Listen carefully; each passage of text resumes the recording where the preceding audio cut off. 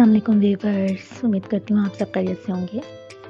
मैं आज आप लोगों के लिए अपने दांतों को चमकदार बनाने के लिए एक ज़बरदस्त सी रेमेडी लेकर आई हूँ।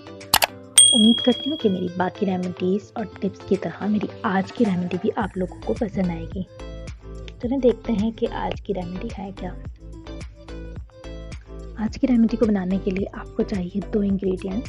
नंबर 1 शहद, नंबर 2 नमक। आपने 1 स्पून शहद लेना है और उसके अंदर क्वार्टर टीस्पून नमक शामिल करना है और उसको इतना मिक्स करना है कि तमाम नमक और शहद यकजान हो जाए।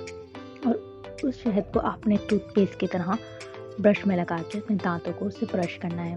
आपको डेली इसी टूथपेस्ट से ही अपने दांतों को ब्रश करना है। डेली आप जब ब्रश करेंगे तो आप देखेंगे कि आपके दांत मोती की तरह चमकने लग गए हैं।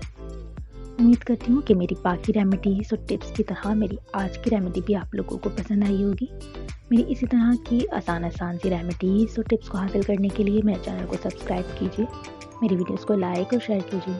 अल्लाह हाफ़िज़।